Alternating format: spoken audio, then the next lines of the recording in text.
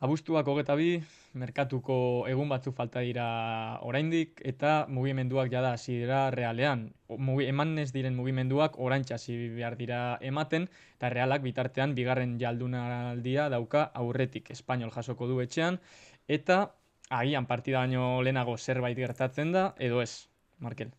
Momentuz dakiguna da Carlos Fernández Mirandesera utzita jungo dela urte bat.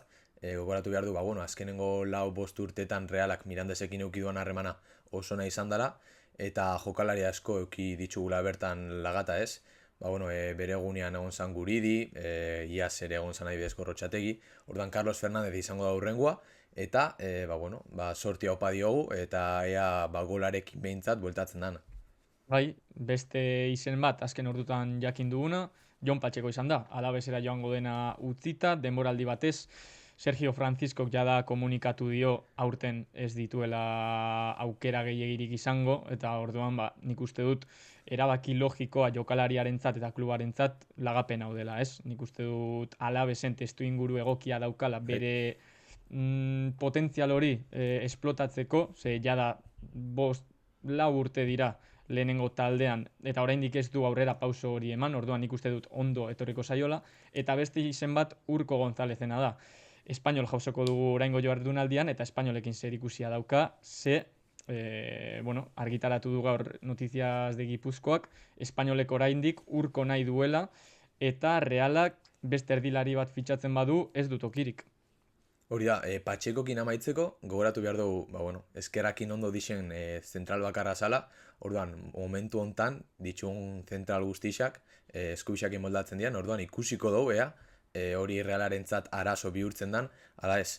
Eta gero, ointxe, zuke aipatu duzun bezala, trueke baten bi jadabil Reala momentu honetan, Sadik eta Jangel Herrerarekin, momentuz badirudi bi taldien arteko, Girona eta Realaren arteko harremana ona dala, espero dugu jokalaria Sadik ere, bere intentzioa naiz eta Valentzia izan, pixkat, baiezkoa matia ez, batez ere beretzat eta geixo ere Realarentzat. Bai, eske lau egunetan ez du grabatu eta gauza asko gertatu dira. Bai, Beraien artean Patxekorena, Urkorena eta batez ere Sadik eta Jangelena bola gehien eman zaion gaia delako. Azkenean Sadikek Valentziarekin akordio moduko bat dauka, bere hitza eman zuen Valentzian jokatu nahi zuela eta hori nahi du bete, baina bai. Realari ez zaio interesatzen eta ni beldur naiz benetan Sadiken hitzak apurtzea, edo apurtzeko Jangelen fitxaketa. Nik uste Bai, dut Jangel Herrera Bretosek eta Aperribairek nahi duten jokalari bat dela eta Realak behar duen profil hori, baita ere Sergio Francisco eskatu zuena, eta orain momentuan Sadiken hitzean dago erabakia. Realak zer egin dezake? Sadik armaiara bidali denboraldi horre. osoa, edo berak ikusiko du ez zer dan berarentzat onena, baina orain momentuan hauek dira mugimenduak. Eta gero ezin dugu ahaztu ere, Xeraldo Bekerri, Oviedok nahi ziola, baina beste fitxaketa bat egin dutela, orduan aukera hori agian kendu dezakegu. Bai, Sadikekin gainera, pentsan behar dozu, ezin dozula oparitu, zuzeneko lehiakide bateri, ez? Uztot Valentziak milioite erdi, ematen ziola Realari lagapen horregatik, orduan, klaro, Realak ere, 20 milioi inbertitu zitsun jokalariaren gatik, eta, hombre, inbertsio zua ezin dozu rekuperatu, baina ezin dozu ez da oparitu. Orduan hori, ikusiko dugu jokalaria ados dagoan ala ez, eta beste lasuk esan dozuna, Sergio Franciscoren planetan, ez baldin badago, armaian amaitzu beharko du denboraldia, Odriozolarekin batera, segurazki. Claro, hemen eztabaida da Jangel Herrera etortzeko, Sadik Gironara joan beharra, eta gainera ez utzita, baizik eta erosita, Bai. eta Gironak ez Eta dizu, diru pixka bat ere, baina segurazki. Gironak ez dizu trueke moduan Jangel emango, baizik eta diru askatuko dizu. Zenbat diru ipintzeko prest dago Reala. Sadik eta 15 milioi, Sadik eta 18 milioi, eske diru asko da, eh? Bai, kontuan hartu behar da ustot, 30 milioietan daola Jangel Herreraren klausula, Mhm. orduan, gitxi gora bera hori kalkulo beharko du Realak. Momentu honetan, Sadiken merkatuko balioa zenbatekoa da, ez? Hori da agian galdera nagusisa. Baina, bueno, bai, Ez bai, hori da, azkenean 8 egun falta dira merkatua ixteko, bai, eta denbora aurrera doa, ordu gutxiago falta dira ere merkatua ixteko eta Realaren mugimendu hauek amaitzeko eta erabaki bat hartu beharko da lehenbailen. Nahi baduzu orain, bigarren jardunaldi honetara pasatu gaitezke, ze Espainol etorriko da Anoetara, uste dut lehen irakurri dudala, sarrera guztiak agortu direla, Bai, honek hori da. benetan harritu nau, ze azkenean, proiektu berri bat da Realarena, hasiera berri bat, eta ilusioa behintzat badago, Hori izan behar nizun, ilusioz beteriko proiektua dela, eta behintzat zaletuen artean hori nabarmentzen dela, ez? Ointxe bertan Espanyol, Atletik hori remontatu zion partida, ikusi genuen Julian Alvarezen gola, segurazki jaurdunaldiko golik, politxena izango zala, eskero Peremilla kristoneko gola sartu zuan partida irabazteko, orduan, behintzat motibauta etorreko dan taldea izango da. Gero, ikusita azkenengo partidak, albiste on bat kotxe artean emango dizut, ze Espainolek ez du Anoetan irabazten 2015-16 denboralditik. Hau da, azkenengo 8 partidetan, 6 garaipen realak eta 2 berdinketa. Hau esan da, gafia dator igandian. Bai, azken partidarekin bai akordatzen naiz, Braisek sartu zuen azkeneko minutetan gola eta Realak garaipena lortu zuen, baina Espainol lan nahiko ona egiten ari da, bai entrenatzailearekin, Manolo González, eta bai direktor deportibo horrekin, ez? Fran Garagarza, Bai. 7 fitxaketa egin ditu aurten, 6 7, urko nahi du, eta taldea pixka bat forma hartzen ari da. Lehenengo garaipen hori oso garrantzitsua izan zen Atletico Madriden aurka, eta orain konfiantza helduko dira Anoetara. Uste dut, lan nahiko egin duzula, pixka deskribatzeko edo guk ulertzeko nola jokatu duen lehenengo jardunaldi honetan Espainolek eta nola egin dioken aurre Realak, ez? Realak. Hori da, pixkat, saiakera egin dugu, Espainolek erabiltzen duan joko sistema pixkat analizatzeko.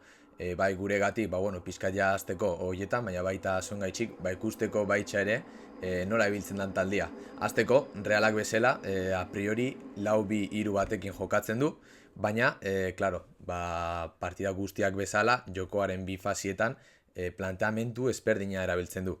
Azteko, defentsarekin hasiko gera nahi badozu, ze bi hitzetan azpimarratu dut bere defenditzeko era, alde batetik presio altua eta irabazlea. Presio altua zergatik? Presio egiterakoan media punta hori puntan jartzen dalako eta 4-4-2 bat bihurtzen dalako presio hori.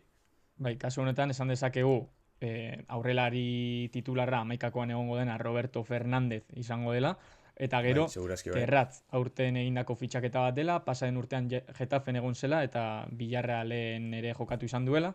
Eta ikusi dezakegu hor erasoan mina egin aldiola Realari, ez dakigu zeintzuk izango diren 11koan egongo diren defentsak, nik uste dut Zubeldia eta Kaletatxar izango direla. Bai, baina hor dago eztabaida ea Jon Martin sartu dezakegun edo ez. Ze azkenean bi zentralak bi aurrelarirekin parekatuta badaude, garrantzitsua da hor goitik irabaztea eta hor bigarren jokaldi horrek ere adi egotea, ez? Eta hor Jon Martin oso jokalari ona da.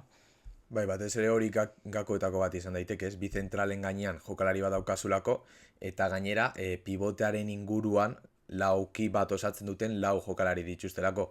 Hortan ikusiko dugu ea Turrintes izango den, gaur Gorrotxa bueltatu da entrenatzera, segurazki minuturen bat agian ondo baldin badau izan dezake ez, baina a priori Turrintes jokatuko du pivote horretan. Eta hori, aipatu bezala, bai Marinek eta segurazki bai Braisek ere, baloiaren bi jatorri beharko dira pasillo zentral horietatik ikusteko, errekuperain behar dalako, eta gainera, baloia azkara ateratzeko, jokalari geixo kontzentro behar dituzulako hor, ez? Gainera, esan. Ez, ikusten ari galera, azken aldian talde asko ari dilera saiatzen, zelai erdian karratu moduko hori egiten, ez? Azkenean, jokalari gehiago sartzen dituzu hor, jokua barrutik egitea zailtzen duzu, eta aurkariari, joku vertikal hori edo zuzen hori egitea ere asko zailtzen diozu, ez? Eta hor, garrantzitsua izango da, printzipioz uste dugu Marinek eta Brais Mendezek jokatuko dutela bitoki horretan, beraien papera, ez? Imanolekin ikusten genuen, adibidez Merino eta Brais, pixkat jokalditik aldentzen zirela eta zain egoten zirela, bestela jokalari gehiegi pilatzen dira Zubimendiren zona horretan, ez? Zubimendiren azena orain arte, eta hor garrantzitsua izango da, baloia garbi ateratzea eta karratu hori gainditzea, erabat. Batez ere Marin ikusi dugulako lan zikin hori itxenduan jokalaria dalako eta kilometro asko itxeko prest dauan jokalaria dalako. Gainera, defentsa irabazlea zergatik azkenengo partidan, bai Cabrerak eta bai Kalerok, hau da, euren bizentralek dueloarok guztixak irabazi zituzten. Orduan, horgaitxik aipatu dozuzuk lehen Jon Martinen papera, goitxik oso ondo duan jokalaria da, eta txaletatzarekin batera, bat laro eta mairuko altuera duen jokalaria, oso garrantzitsua izango dalako duelo aereoiek irabaztia. Bai, nik uste dut datu hori nahiko esanguratsua dela, beraien zentralak irabazten baldin badituzte goitik bale guztiak, ikusiko dugu, Mikel Oyarzabal izango den goian daukagun erreferentzia, edo Horri Oskarson izango den. Ze aurre denboraldi guztian Realak edo Karrikarekin edo Oskarsonakin jokatu du puntan, eta ikusiko dugu orain bietako bat den edo Oyarzabalekin jarraitzen duen Realak. Bai, eta ea horri minduta jarraitzen duan, edo behintzat karga gestio horrekin jarraitzen duten. Gero, nahi badozu, jokoko beste fasera aldatuz, erasora, ikusten dugu, eta hau neri, bitxia iruditzen zait, ze hiru zentral jartzen ditu espainolek atzian, laterala den Omar El Hilali jartzen da eskuin zentral bezala, eta Romero eta Jofre Carreras dira, karriero bezala jartzen den jokalariak. Gero aurrian ikusten dugu, hor bai, Puado ere, barrua sartzen dala. Orduan, Aranburuk bai ukiko duala hor, dudaren bat, ea Puado jarraitzu edo bere posizioa mantendu. Horrelako kasuetan beti bilatzen da aurkariak zalantzak izatea, ez? Horregatik jokalariak bere zonatik irteten dira, ze azkenean zu irteten bazara zure zonatik, alboan daukasun jokalariak edo jarraitzen zaitu zuri, edo zain egoten da, eta hor zalantza hori sortzea oso garrantzitsua da. Hemen ikusi dezakegu, Aranburuk kasu hori izan dezakela, eta gero beste aldean ere, Haienek edo Sergio Gomezek berdina, ez? Berdina. Orduan hor garrantzitsua izango da, Sergio Franciscok zer nolako erantzuna ematen dion horri, ez? Egia esan, gero Realak berreskuratu eskero, hor batez ere eskuin hegalean, kubori oso testu inguru egokia geratzen zaio mina egiteko. Bai, batez ere gainera, Realak eukiko duelako baten kontrako parekatze hori, eta klaro, dueloren bat galdu eskero ja, defentsiboki galera asko euki ditzazkezo. Orduan nik behintzat planteatzen duten egoera Realarentzako defentsan, izan daiteke Oyarzabal pixkat atzero kartzia, eta Marin Turrindesekin batera pivote bezala jartzia, bizentraletako bat, bai Txaletatzar edo bai Izubeldia laguntzeko prest egoteko, ez? Ze azkenean badakigu kasu horietan, hiru laurdenetan, zelaiko hiru laurdenetan, baloia galdu eskero, eta gaina laguntzarik ez izan eskero, gola sartzeko, probabilitatea oso handixa da. Eta ikusiko dugu ea nola etortzen den espainol ere, ze azkenean anoetara etortzen diren taldeak normalean ez dute izaten protagonismo hori, eta protagonismoa Realak izaten du baloiarekin. Eta hori Realari kostatu izan zaio ere horri aurre egitea. Pasaden urtean ikusten genuen sekulako arazoak zeudela horri aurre egiteko, eta azkenean kubo izaten zela normalean protagonismo gehien hartzen zuen jokalaria, eta erasoan erantzukizun hori hartzen zuena mina egiteko, ez? Orduan ikusiko dugu ea nork lortzen duen baloiaren jabetza hori, garrantzitsua izango dela, eta gero ea Reala nola irteten den zelaira eta nola irteten den aurkaria ere. Bai, batez ere baloiarekin, nik uste dinamika hori aldatu behar dela, batez ere hori. Kubok mina inalizateko eta espainolek ez replegatzeko, azkenean jokua oso azkarra izan behar da. Gero, kontuan hartzeko beste gauza bat nik uste ere, erdirak eta lateralak diala, ze aurreko igandian espainolek bi golak erdiraketen ondorioz etorri ziren, orduan horregaitxik nik uste Jose Rodríguezek lan handi xeukiko duela, bai defentsan, baina baita ere erasoan. Ze kornerrak aurten, espero dugu lehenengo partia noetan izatia, eta zergatik ez kornerreko lehenengo gola etortzia bertatik, ez? Hori da, ikusiko dugu baloi geldi horretan Realak hobetu duen, eta oso adi egongo da edozein berri baldin badago, eta partidaren ostean betiko bideoa, analizia, eta fitxaketaren batukiko dugun, ez? Hori ikusteko dago, baina merkatuari ere adi egongo da. Orduan elkar ikusiko dugu berriz. Hori da.